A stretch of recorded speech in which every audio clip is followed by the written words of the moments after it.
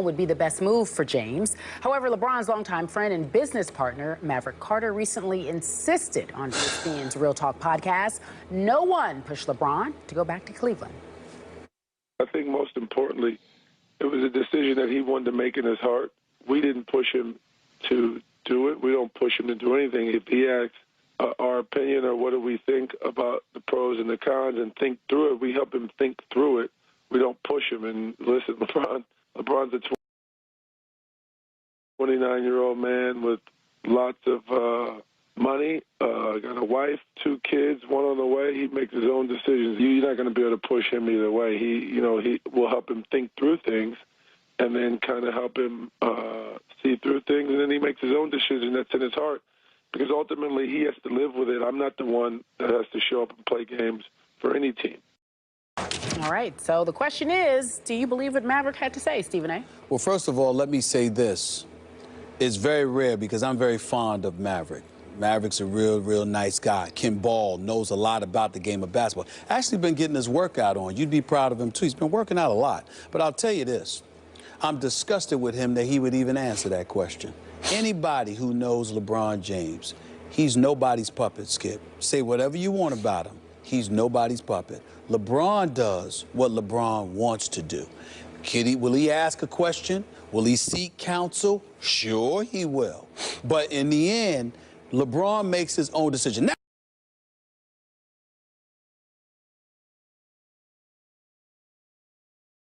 Now, I will throw a caveat in there. I am not qualified to measure the level of influence the lovely Savannah has on LeBron James. I am quite sure. And right, he's telling the absolute truth. It doesn't matter what Maverick and Rich Paul and Randy and those boys want. They might give advice. They might give their input, particularly if asked. But keep in mind, they work for LeBron. It is not the other way around. And part of the reason they are as thorough as they are is because LeBron is as thorough as he is. And he is all about business. And in the end, nobody is going to tell him what to do. A matter of fact, if you want to get out of his inner circle, the best way to do it is by trying to tell him what to do, because then he'll push you out of his inner circle. This is how he operates. It's how he has always been. When he went to Miami years ago, regardless of what they tried to say last minute, wasn't no last minute. They knew they were going to do that months in advance. But here's what happened. You had some dudes that may have been waffling a little bit. And LeBron is like, what we going to do? This is what we said we're going to do. I'm here. I'm going to be a man of my word. This is what I told you I was going to do, and I'm going to do. That's how he operates. There is no puppeteering where LeBron James is concerned unless he's the one doing it to somebody else. It damn sure ain't being done to him. Okay, so help me out. I don't know Maverick. I don't know Randy. I don't know Rich. Yeah. How much does LeBron love those 3? Loves them to death. Like to death, right? You told me a couple weeks ago, you said it's way beyond even the Dwayne Wade friendship or relationship, absolutely, right? Absolutely. Dwayne Wade is very special to LeBron. He is not those 3 guys. Okay, so do I think that Maverick Carter ever once said, LeBron, you got to go home? No, I do not think he ever said that. Do I think there was some subtle pressure applied by all 3 of those men to LeBron? Yes, I do. And I'll tell you why. Help me out here. Maverick Carter established an office for his firm in what city? Cleveland. Cleveland. Rich Paul established his office in Cleveland. So I was told that in 4 years that those 2, quote unquote, lived in Miami. Not only did they have their offices, their home bases back home, but that they never once got Miami or state of Florida license tags. They always had Ohio tags on their cars. That qualifies to me as subtle pressure on the king to say, hey, God, we miss home. You don't think every once in a while those 3 said, man, I miss home. I miss the way that is. I miss the way that is. And you don't think there were subtle things about the Miami lifestyle that they got tired of, because everybody gets a little tired of this or that in Miami. Raising kids there, putting down roots there. Sometimes it's hard on some people because it's a great place to visit, but some people would not want to live there for various lifestyle reasons. Okay. Without getting into people's business, please understand that there are flights to Miami all the time. Rich and those dudes flew to Miami all the time. They didn't just stay there. That's a burden, they flew man. back. That's hard. It's not hard. It's not hard because there's home and then there's Miami. It ain't a burden for me not to visit Miami. Or to visit Miami rather. It would be a burden for me not to be able to visit. But it's not a burden for me to visit. But even I, with the key to South Beach, ain't trying to live down there. I like New York. That's my home. Hollis, Queens, baby. I'm always going to be a part of Hollis, Queens. I don't care if I get a crib in L.A. I don't care if I visit Miami or whatever. I'm always going to go back to Hollis, Queens. That is where I'm from. What I'm saying to you is this. Did it ever occur to you that they never relocated? Because there was never an intent to stay forever in Miami. That it was always, so there's no pressure. It was planned. Did it ever occur to you that it was always a likely possibility that, okay, they would return to Cleveland? Not to mention in the offseason, where was LeBron? Akron. Sure. So the point that I'm trying to make to you is that if that's where he goes in the offseason, why do they need to move to Miami when they're gonna be right where he's at in the off season for 5 to 6 months out of the year? A whole lot of folks in Miami thought this was till death do them part. Unfortunately for them, that's what they get. Just like I think Dwayne thought that. No, I think he didn't. Pat Riley thought that. No, he didn't. Dwayne Wade always knew. Dwayne Wade always knew it was possible, and Pat Riley is supremely confident, so he may have thought otherwise, but that's the only reason. Not because of anything that they got to LeBron James. You have to remember, right here on SportsCenter, for SportsCenter, here at ESPN, in the year 2007, I sat down for a one-on-one with LeBron James from New York City before the Cavaliers played the Knicks. And LeBron looked into the camera and told Cleveland that day, I don't know what I'm going to do.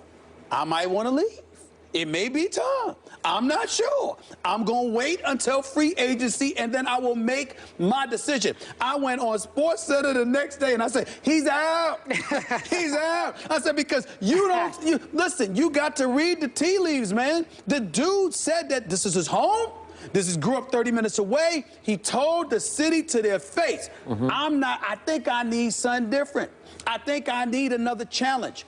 But he never once said, I'll never be back to Cleveland. He never once severed ties with the Akron and the Cleveland community. They may have severed it with him burning his jersey, doing all of that stuff. But the point is, he never did it to them, and neither did his boys. And that's what you have to understand. So all of this stuff about pressure is nonsense. They got to get their input.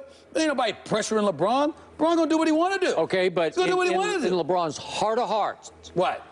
Did he not know that his boys would jump for joy if he said, let's go home? Wait a minute. That's fair, Skip. But listen, at the same time, your boys are working for you. They're getting paid pretty well to do it. And oh, by the way, ain't nobody asking you to relocate to Miami. So what's the big deal? You know, the point that I'm trying to make to you is don't come to me talking about they pressured him. They're not trying to pressure LeBron. They're his boys, and they want him to do what he believes is best for him. Because if LeBron ain't happy, do you really want to work for him? Think about that. You really want to work for him if he's unhappy? I get that. Well, but there's all such a thing as subtle pressure. It's not just pressure. Little lines you drop. If there's any kind, listen, I don't believe there was a speck of pressure, and I know all of them, but I got to tell you this. If there's any pressure, it had to come from Savannah. Well, obviously. Because that's the only person. Sure. I'm saying that's the only kind of pressure that could move LeBron. You're just saying they made it clear. Just little. He just knew they would like to go home. Who wouldn't like to go home? Well, a lot of people wouldn't like to go home. Really? Yeah. Who? I don't know anybody that don't want to go home. I really don't know that. I really don't know that. Skip, everybody want to go home. Everybody want to go home. Everybody want to go home, Skip. Do you remember the great novelist Thomas Wolfe? I'm going to bring up a literary reference here. Go ahead. You Can't Go Home Again. Do you remember that book? Well, evidently it was Did you ever wrong. read that It must have been fiction. I don't know about that. He's home now? LeBron might learn you can't go home again. What do you mean he learned? Let me tell you something right now. Let me put y'all on notice. Hey, sometimes people go home and they say, wait, I've outgrown home. Cleveland, let me tell you something. First of all, it's going to be easy because we're going to put it on blast right here now. It's first take, baby. First of all, those fans in Cleveland are going to be, off the chain, which is going to be an improvement because in South Beach, You got folks that didn't show up until halftime, second quarter. The home base, those fans, listen, the organization is first class. The city is spectacular, as you well know. The scenery is just, Lord. Anyway, the point is that from a fan perspective for the games, some of them didn't show up till the second quarter. They will be, you'll have tailgate parties for basketball games in Cleveland. These people are going to be hyped. Now, they better make sure they don't mess with LeBron. They talk about Cal Time. Don't mess with this man. He has shown you he will leave. You better treat him right this time, because before, there were some people in that city and that organization. We don't talk about this much, but they didn't take care of him. Wait. You suggesting they need to now kiss his feet? Well, he's the GM. You said you had any problem. I'm saying to you, leave the man alone. Don't be talking behind his back. Don't be sitting there trying to sully his name. Don't be trying to character assassinate him. Don't be trying to do all of that stuff this time around. You better treat that man right. Alone. Am I right? He better leave all of them alone. That's what I'm saying. Better leave all of them alone. Okay. Remember back in the day, used to be like Roll Tide? Remember? Roll Tide. He set it up for me. That's my man. Please. Nick Saban. I love